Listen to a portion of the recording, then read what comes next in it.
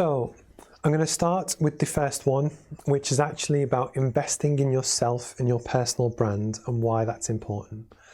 So for a lot of people, I think nowadays, especially with digital online stuff, when you get to spend less time in person, but even when you do, it's really important that if you have career goals or ambitions, and it could be as an entrepreneur to actually kind of launch your business and do what you want to do, or actually just in your own career, if obviously you work in someone else's business and you're looking to kind of work your way up, it's really important to invest in your personal brand. So what I'm going to talk about is 4 main key things and also different ways to execute.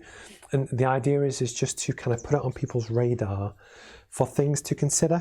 And again, that's what this is all about, is that everything we cover within the course or things that we talk about, and there's 216 pages of really good content that you can kind of look at, is that some of it will be relevant to you, some of it won't be, but it's just to spark those ideas to help you make that next step. So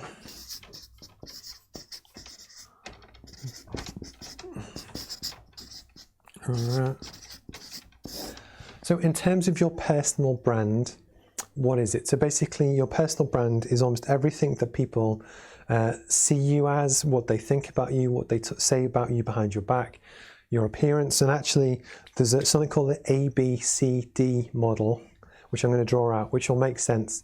And then actually why it's important to invest in that is something that I'm also going to talk about. So you're going to have A, B, C, and D. A stands for appearance. B is behavior. C is communication.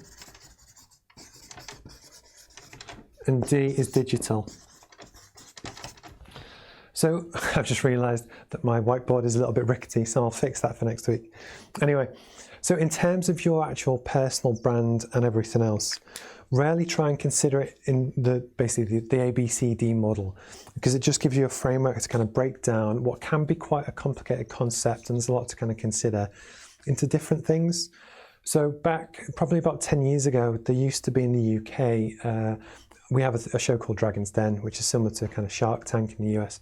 And there was an entrepreneur on it called James Caan, and I remember reading his book on the way to Brazil about 10 years ago, and it was about how he really felt the benefit to invest in himself, because what you've got is that you have a public image of what you do and how you act in your career, and that's still true now. And actually people do judge you on certain things.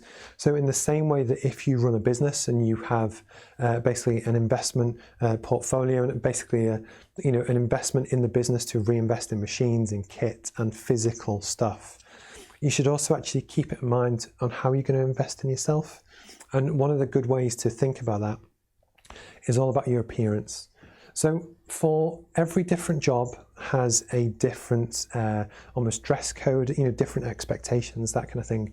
If you are the CEO of a major bank, people would expect you to dress differently to a lifeguard, to arguably even a tech entrepreneur kind of thing. There are different codes, but my point is, when you are looking to either do business in a sector or progress your career within a sector, you could be a mid-level engineer who does a good job and you're very technically good. But if you dress like a scruff and you don't really put time and effort into your appearance and actually spend some money to actually, it's the classic joke of dress for the job you want, not the job you have. And obviously people used to joke about Batman, but it was actually, it's a really important thing that likewise, I wear a shirt and suit trousers kind of most days. But for me, it relates to the companies I work within. But for instance, if I worked in corporate finance, this probably wouldn't be relevant. They'd expect me to wear a tie, maybe a full suit every day, as opposed to maybe in tech, it could actually be a t-shirt and jeans. But the point is, it's to know how your appearance, what is expected within the sector which you work, but then actually invest in that. And if you're pushing for a promotion within the next year, actually, ask yourself, do the clothes and the way that you portray yourself, etc., will other people see you in that role? Are you dressing for, I don't want to say dress for success, but actually dress as the next level and for the job you're aiming for? And people, it will make a big difference to your kind of career. Behavior is very similar, that if you are pushing for a senior management position in a company, if you act the joker and you're a bit of a fool and you like being the kind of class clown, and I was there kind of at school, that's fine, but people won't see you as the next CEO. You have to almost have a conscious awareness of how your behavior acts and impacts your personal brand and what people think about you. This also links to the next one about communication and digital, because it's also to do with the things that you tweet, and your public presence is what a lot of people see. But actually, when you're looking at personal branding now, because so much of our lives is digital, you should actually always have a conscious awareness of what you put out into the world. Do you plant the seeds for what you want people to think? And actually never be afraid. I'd actually encourage you to spend money on things which will help up your game if it links to whatever your goal is for your business or career. So for me, myself, I could have kept doing the live streams in my spare bedroom, but then I moved to an office with a slightly better setup. Then as of today, I've moved to this office, which is a better setup still. But the point is, it's because, within a year, I've gone from a back bedroom to here. But then likewise, but because for me, this is a 10-year goal, I'm going to keep investing, keep kind of learning and that kind of thing. And basically, I think you should too.